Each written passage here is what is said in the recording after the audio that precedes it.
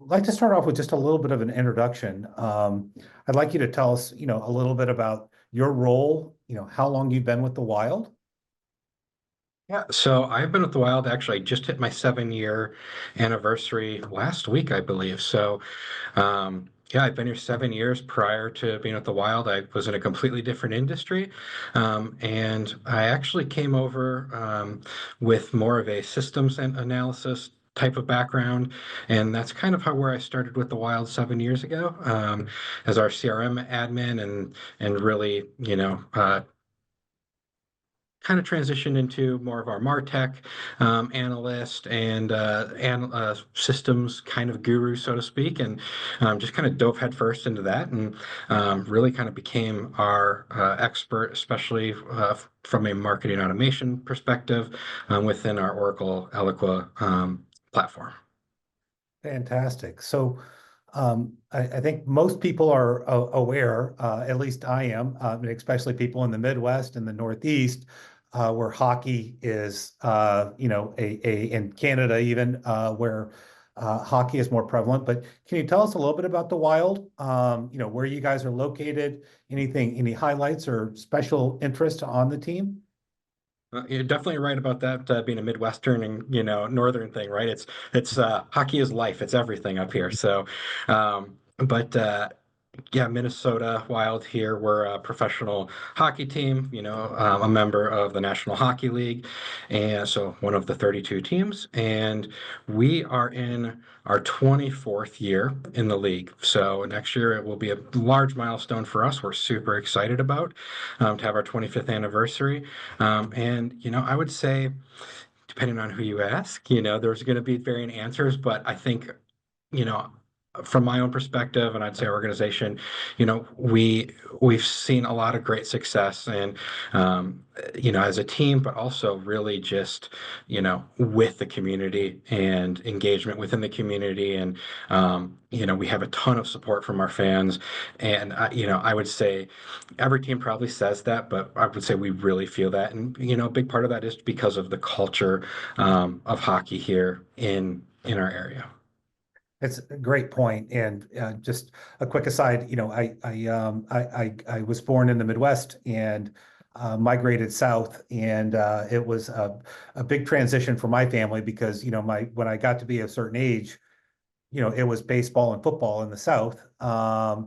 and basketball, and my family what about hockey? And now with the growth of hockey and how it's matriculated further south, it is the fans, and interestingly enough, one of our friends who's in the hockey field said the growth of hockey started with high def television, because prior to that it was very difficult to see the puck, and now with Right. high def TVs, hockey has really grown exponentially since the introduction of that in the late 90s and early 2000s. So fantastic. I'd like to kind of get into a little bit of understanding, and what we're here to talk about today is, as you got into text and specifically started working with True Dialogue, in your search for an SMS solution, what problems were you trying to solve? And how did you go about solving those problems? Yeah. In terms of us initially getting into text messaging for, various reasons, right?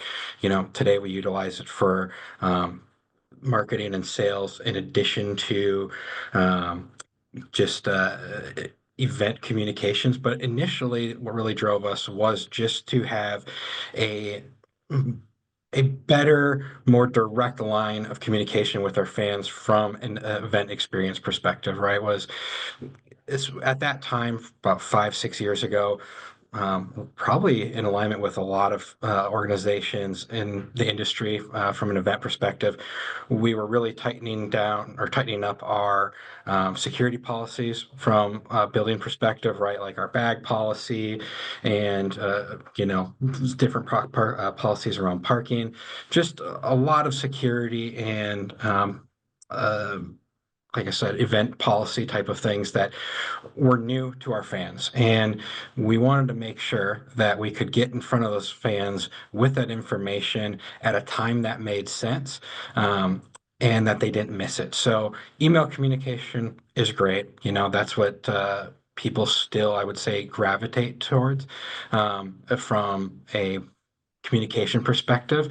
But it's easy for those communications to get lost and they're not as timely, right? So, especially with our bag policy at that time, we did not want people bringing their bags to the arena or to the venue and getting all the way up to the security checkpoints and then having to be turned away, right? And either have to pay for storage at one of the lockers we had in our entryway, or to have to go back to walk all the way back to their parking location and put their bag there and leave it there. So um, text messaging gave us the opportunity or medium to be able to reach those people and be right on their home screen, right? We didn't have to worry about when are people checking their emails. Is our email going to get pushed down, in their inbox with a text message? It's right there. It's at their fingertips. It's on their home screen. And we were able to time those messages. So about 2 hours prior to an event, because our gates open about an hour and a half ahead of time, we send out a text message with some simple know before you go information, and that helps notify people about these policies so that way they're not surprised. That way they can hopefully leave their bags at home before they even leave to come down to the venue.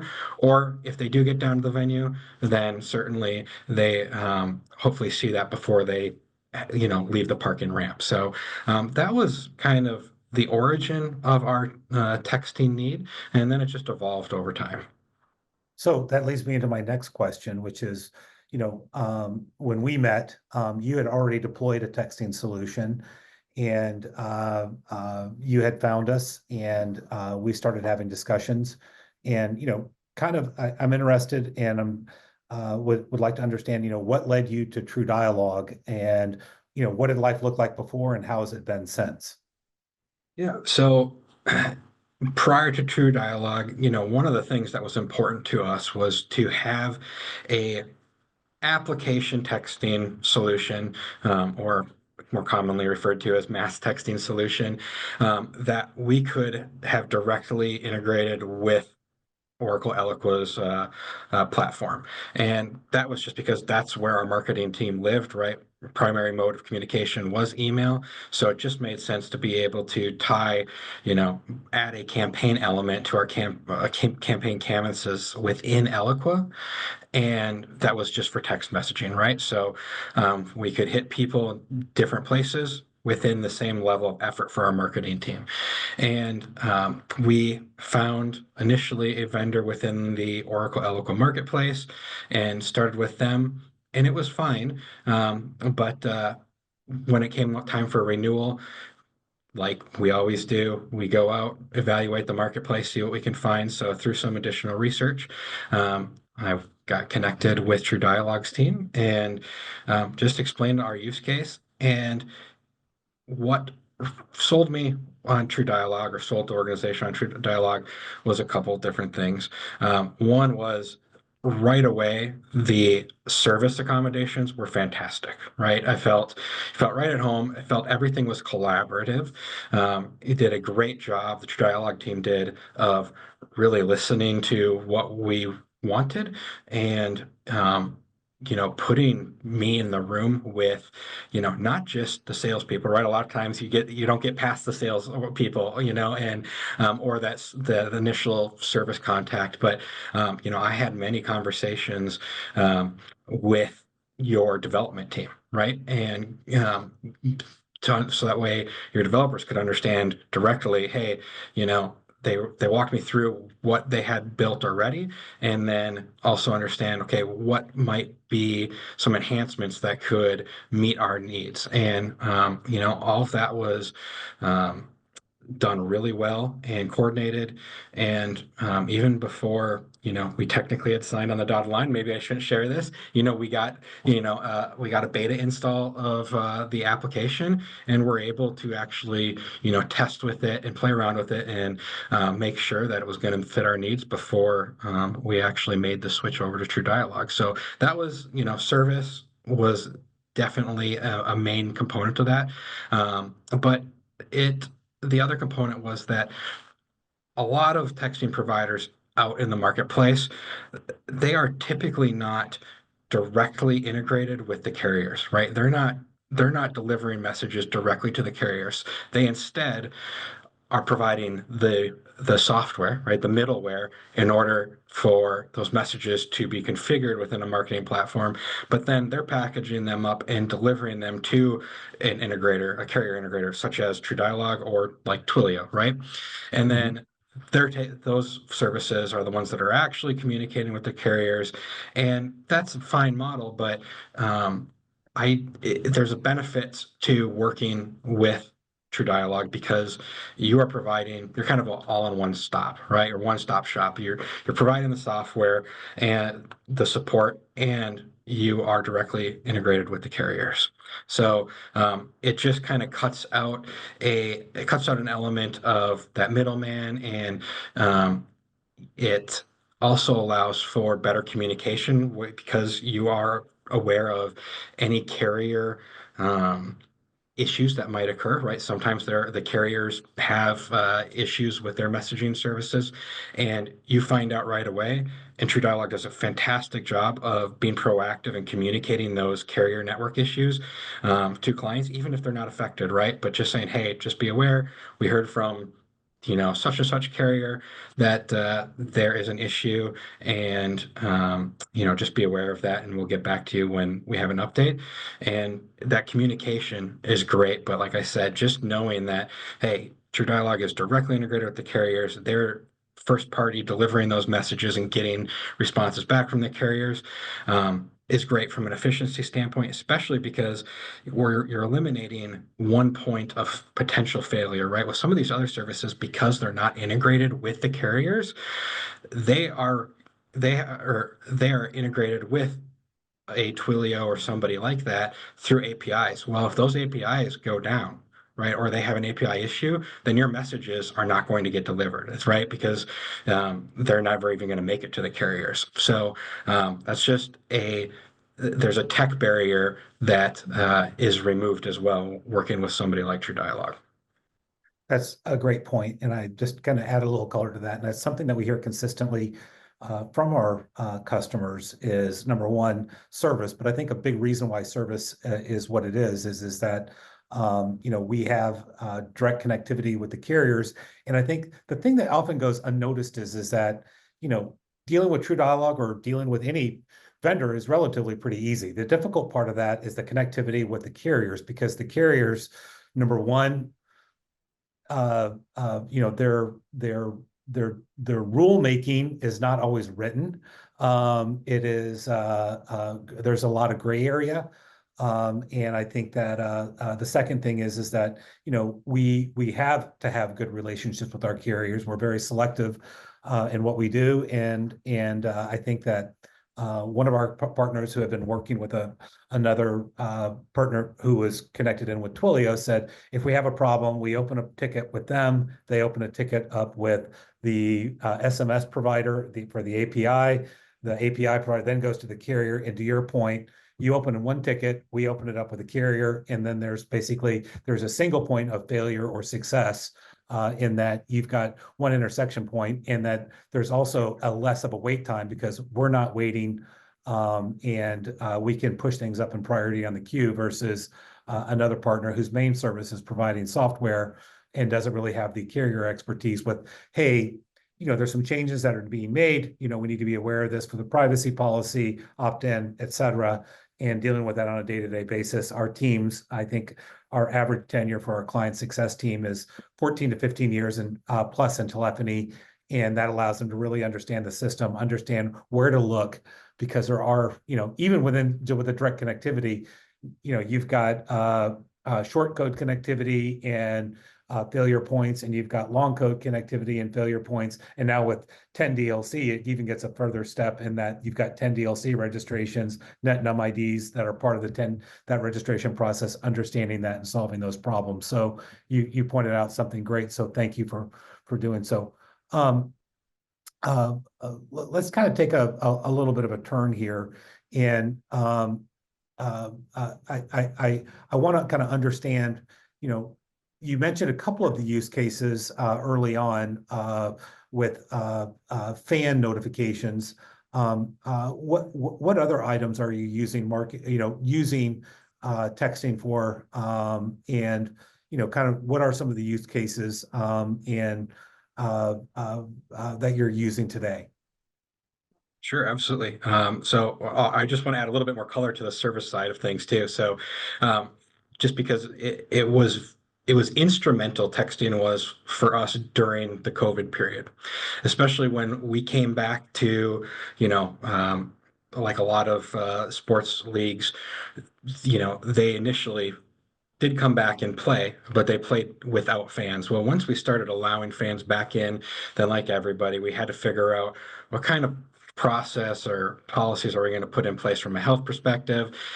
So we built a health check, and a large component of that was text messaging, right? That's how basically we would notify people ahead of time through email and text message that had tickets on account, say, hey, just so you know, you need to complete this health check before are granted access to the arena. You will not get access to the arena without having an approved health check that you can show on your mobile device. So essentially, people, we set that communication and that standard or that expectation through email and text messaging, and then people would complete the form, and then the essentially we would text message their pass or decline upon that form submission directly to their phones. And that graphic, that approval is what they would show when they went to the gate to say, hey, yep, I completed my health check, and here you go. So we also sent that approval or denial through email as well, but obviously it's just so much easier for the fan to get that and pull it up right from their text messages, it being right there. But the we also utilize it for various marketing purposes, right? Sales purposes. So last minute sales, as far as tickets are concerned, ticket promotion launches. We just had our annual campaign for what we call our no fees campaign. So nobody likes paying fees on Ticketmaster or any ticketing site for that matter. So we do an annual campaign around Black Friday, Cyber Monday, where we offer tickets without fees.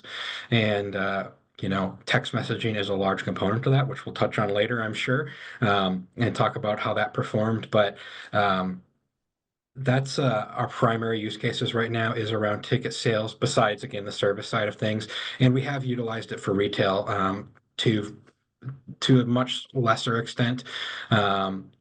In the past. And when I say lesser extent, it's not because of how it performs or anything like that. It's just that organization, we don't tend to do a lot of marketing around our retail arm. But when we have utilized it in the past, we've seen success, especially around like in the last couple of years when we did New Jersey launches for alternate jerseys. Text messaging was a large component of those launches as well. Well, that brings up a great because next thing I really want to talk about is results. And being close to the numbers here at our business, we saw a lot of activity in the last few weeks around Black Friday and Cyber Monday. And I know, that you guys were busy during that time. And I know that you use a lot of different channels to market. And I'd really like to just talk about the results. How did text look comparatively speaking to other channels? And, with regards to any information you can share, I know that, the Wild is very close, holds some of their revenue stuff very close, but if you have percentages, I think our attendees would benefit from hearing about that. Yeah, no, absolutely. So, in terms of how we measure success, it's going to be pretty standard, like any other marketing organization. It's going to typically be like a return on ad spend. Click-through rates and things like that are a little bit more difficult on text messaging just because you don't have you don't know beyond deliverability, you don't know who necessarily opened it.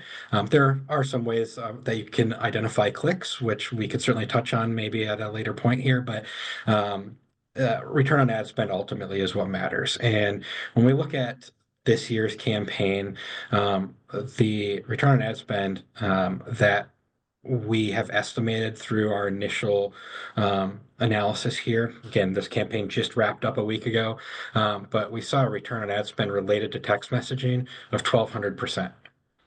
So, typically, from a marketing perspective, any a standard, a good return on ad spend is considered 500 to 800%. I think that's still kind of the standard in the marketing world. So, being at 1,200% is exceptional, and beyond the actual return on ad spend, when we look at conversion rates, so we compare the total audience that received the solicitation versus the number of transactions that we can directly attribute to that activation. We saw better conversion rates for text messaging than we did even for email. So email ended up around averaged 0.03% total transaction conversion, whereas the text messaging was 0.16, so essentially 5 times higher. And That's we fantastic. and we attribute that to essentially being that, again, you're on the home screen, you're getting directly in front of the people, especially when you're doing a marketing campaign through, as we all know, through Black Friday and Cyber Monday, through email. It's very easy to get lost in the noise, right? Immediately get pushed down in the inbox. So um, uh, people tend to have subscribed to less marketing text message subscriptions than they do email, right? So, and because of the barrier to entry or the higher level of scrutiny in terms of text messaging versus email, and the fact that for marketing purposes, people have to explicitly opt in to a text messaging subscription, whereas with email, there's a lower barrier, right? You It's can, opt there's, out, right? yeah, exactly. There's a lot of implicit, right? If you bought something in the past or you had some type of engagement, right? You're, there's a lot of ways that people are implicitly subscribed to email subscriptions, but because people have to explicitly say, yes, subscribe me to this text messaging subscription, those people are probably going to be your more engaged fans and more likely buyers as well, right? Because they have actually raised their hand and said, yes, please sell me something.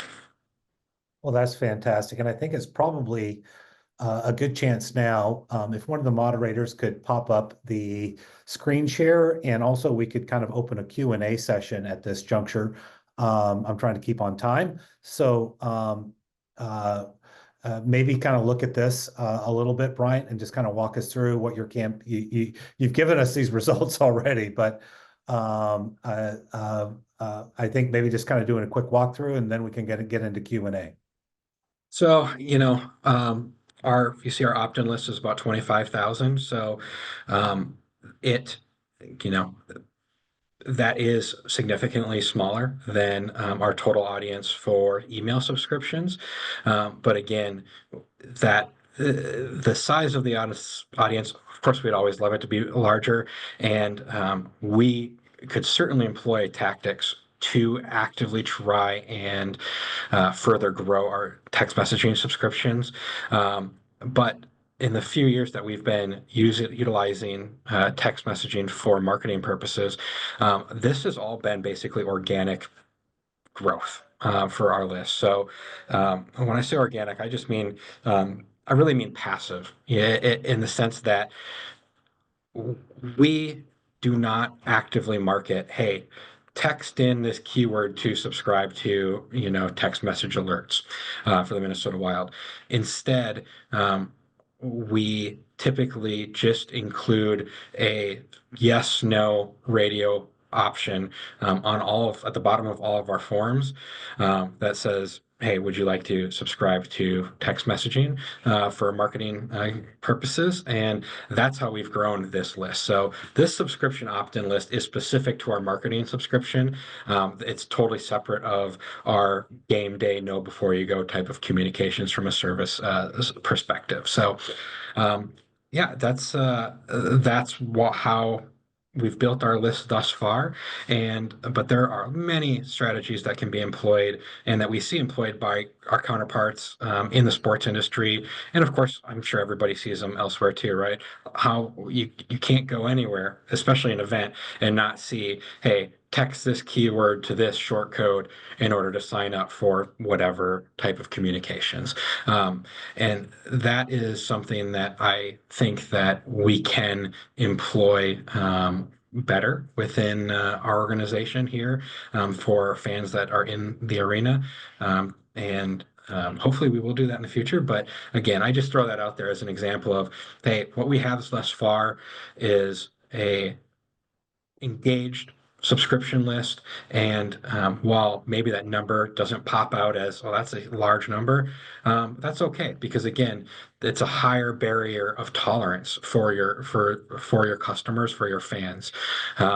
Whereas again, people are kind of used to getting spammed with email, and that tolerance level is not there for text messaging. I mean, tolerance on a personal level and certainly on a legal level as well.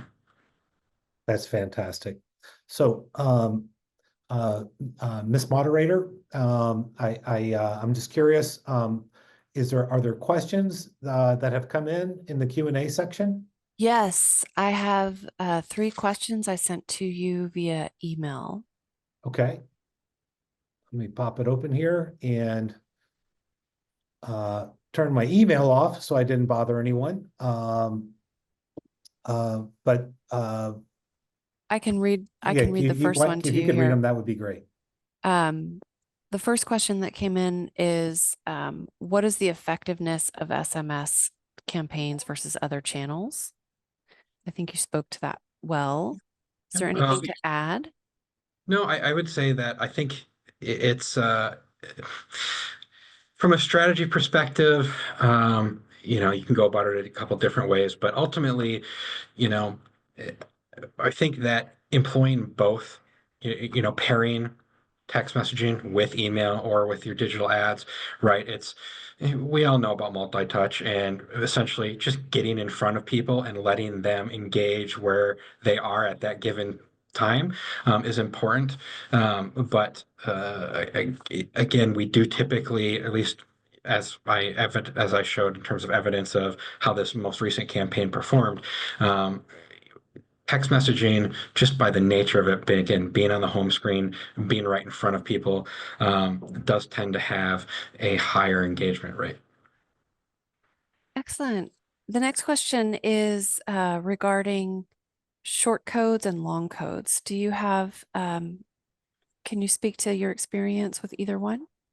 So that's a big question, right? And that's probably one of the main barriers that people encounter, right? Organizations when they're looking at the investment of adding text messaging to their marketing portfolio is, they see the pricing associated with a short code. And absolutely, it is an investment, no doubt, but I think the benefits of a short code outweigh the long code. I'll just touch on a few of those. So, the first thing is short code is from a brand identity perspective and a trustworthiness perspective, just far outweighs the long code, right? So when we say long code, right, we're talking about a local, you know, a local 10-digit phone number that we're accustomed to, and those tend to have a lower level of trust with a fan or um, uh, a customer because it doesn't seem quite as professional, and there's so many scams that come out. Every scam out in the world is based around a long code, right? Not a short code. And that part of that is because there is a much more, stringent process to get a short code configured and provisioned for a business. And just through that process, there's an inherent trust that is built with the carriers and fans, right? And customers, right? You see a short code and you're less likely to question the validity of that text messages and whether or not it's safe to click through on any links that are contained within that. So that whole, trustworthiness, and then again, the brand identity. If you're getting a marketing message from always from the same number, so being a short code, then it's easy to save that. And or even now with AI, a lot of times I'll get a message from a short code and I don't even know who it is, but I don't know if it's the carrier or the Apple or Google. I don't know who's actually making the suggestions, but a lot of times they'll suggest and they'll just say, hey, this is likely this organization. And so again, that whole brand identity piece, along with the trustworthiness, are, I would say, those alone, pay for, the cost of the short code itself. Beyond that, are is the actual, from a marketing perspective, is the deliverability, right? Is the deliverability of a short code is typically, at least especially for us in our industry, results in higher deliverability than a long code does. And part of that, again, gets back to the process of securing a short code for an organization. When you do that, like we went through a True Dialogue, they will coach you through. They have the experience of provisioning many, many short codes and working with the carriers. And when you actually provision a short code, you actually have to get approval from each of the carriers independently. I don't know if people know how that process works, but and what is approved by one carrier may not exactly be approved, with another carrier. So there's so much back and forth and to that process, and having somebody like True Dialogue walk you through that process and manage it for you is super helpful. But again, through that process, the carriers are essentially giving you that trustworthiness check mark. They're essentially whitelisting your business to send messages and bypass the spam filtering that they have employed for all other text messaging, especially on the long codes. So the types of challenges that can come up with those spam filters are certain keywords, uh, shortened links, and certain calls to action will trigger those spam filters, and your messages may not get delivered. And you don't always know in that case, right? Because sometimes the carriers don't even come back and provide a status back to the message delivery platform to indicate that those messages were or were not delivered. So, um, eh, especially again for our industry, because we in our messaging and we are utilizing shortened links. We're utilizing a lot of keywords and call to actions that otherwise tend to trigger those spam filterings for long codes. With the short codes, we just don't have to worry about that because we've already been scrutinized by the carriers and, given them examples of the types of campaigns that we will run, and they've signed off on them, and we just don't have to worry about that. So when you package those three reasons together, in my opinion, a short code is absolutely the way to go, especially when you're trying to sell things. If you're just doing service types of communications, then a long code might be fine because there's no like solicitation or call to action. That might be fine, but again, when you're utilizing it for marketing purposes, I just think a short code is the way to go. And the other thing I just want to throw out there too is, and John, please correct me if I am wrong, because it's been several years since I've looked at the short code landscape, but um, there's essentially two different cost tiers, or at least there was back in the day, as far as short codes were concerned. There's a vanity short code, and then there's essentially kind of a generic or randomized short code that you can get assigned to you. And they, at least at that time, were two different entry points as far as costs were concerned. So the vanity being, for example, we picked 222 100. And part of the reason we picked that is because for our other marketing communications, if we have anything that says, hey, if you have questions, call us at 222 wild is our phone number. So we basically kept the prefix of that 222 in our short code. So again, I mean, it's a very small thing in the grand scheme of things, might not matter, but that's why we went with a vanity short code. over a randomly assigned short code. But if that isn't, if the vanity part of that isn't important, going with a randomized or randomly assigned short code for you might be a way to save some money, but still allow you then the benefit of having a dedicated short code. Amazing. That's great, Brian. And I think just, to your point, you are correct. There are two different entry points with regards to short codes, and their vanity tend to be a little bit more with regards to cost. Not tend to, they are a bit more expensive. And you can go in and you can find codes that have easy number sets to remember, like 222-100, 97543, a little less easy to remember. But And actually, again, that's a great point, John, because I want to jump in and just touch on that because I did not think to touch on that. If you have any desire to do inbound campaigns, then you absolutely need to go with a short code, right?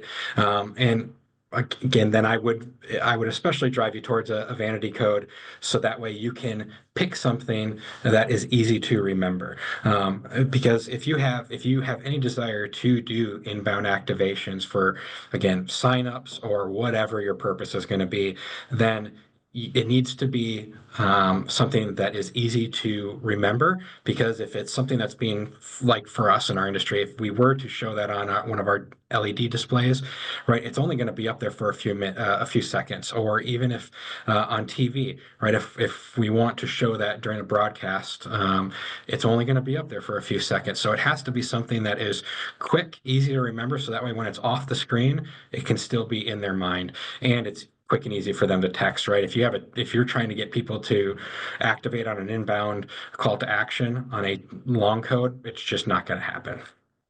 but 6 digits or 5 digits versus 10 digits, right? So it's 222-100 versus 760-519-2372. It just doesn't exactly roll off the tongue there. So I don't know that there needs to be a lot of panel data and research to support that it's easier to remember 5 or 6 digits than it is 10. So thank you for that. I know we're kind of getting at time, and we've got a little less than 5 minutes, and one just came in from another sports organization, and their question is, what advice in your journey so far would you share that would help other sports teams regarding SMS marketing? I think just start. I think that's the biggest thing is just start. And one thing I would say is if you're on the fence, or maybe you intend to start but you don't have the budget for it right now, is if it is in your plans, then you can start collecting those opt-ins now. So don't wait. Go ahead, add these explicit opt-ins to your forms now, and do the research, work with your legal teams to understand what those what those obligations are in terms of what needs to be there in terms of what we privacy policy and opt-out language, that kind of things. Obviously, I'm not a lawyer. I'm not going to provide you the details on that, but work with your legal teams to understand what those requirements might look like. And then again, build that into your forms now, because you can start to collect those opt-ins now and build that list. So that way, once you do buy into text messaging, you are starting with a base of people that have already said, yes, go ahead and text message me. And maybe you can have a few thousand people when you start, versus once you've signed up, trying to start from scratch. Just go ahead and get ahead of the 8 ball now. Yeah, and there's a great resource for that. You can either, number one, if you're interested in starting today, True Dialogue would love to talk with you. But there's also the association that governs all short code activity. It's called the CTIA, the Cellular Telephone Information Association, and you can Google CTIA handbook, short code handbook, and it'll tell you what the requirements are. Like, one of the things that I think Brian would say is that you can't have a pre-check checkbox on your opt-in. It has to be a proactive action taken by the consumer to say, yes, I want to receive. And there's also language that kind of coincides with that underneath, saying, the Minnesota Wild would like to communicate with you via text messaging. Message and data rates may apply. You can stop and opt out at any time. And last but not least, you can't do incentivized opt-ins. That's very important to understand for shortcode as well. So if Brian wanted to run a promotion saying that, give us your cell phone number today and win a new color rush hockey jersey from the Wild, that's incentivized, and that can't be collected as an opt-in. There are very specific rules that you can't do incentivized opt-in. It just has to be, yes, I'd like to get information from the Minnesota Wild about upcoming promotions and events from marketing. Absolutely. And I would say personally, if you don't, one thing that we employ is when somebody is a new sign up, right? If they're a new subscriber, and they're subscribed through a checkbox on a form. And actually, I just want to throw this out there. I don't know if this still applies, John. I know when we were going through our short code configuration that essentially the directive that we received from carriers too was not just a checkbox, an actual yes, no, like type of radio button essentially. The carriers did not like just having a checkbox. So they wanted people to actually see yes, no options, and then have to explicitly pick yes as well. So again, that might be something that has changed. Maybe it's softened, but I just wanted to throw that out there for people. But You are then bang on, Brian. And I think that the other thing that the Wild do very well is that in addition to when you do are added in, you get a confirmation message. So Brian's first message to his consumers is not a marketing message. The first message that goes out when a person gives permission is saying, you've been opted into the Minnesota Wild marketing promotion, stop anytime, etc. So just you can go sign up anytime you want to at the Minnesota Wild and see what Brian's up to and how they handle things, but they're just a top-notch organization and a pleasure to work with. And I think you guys do it right. So thank you, Brian, for your time today. thank you, everybody.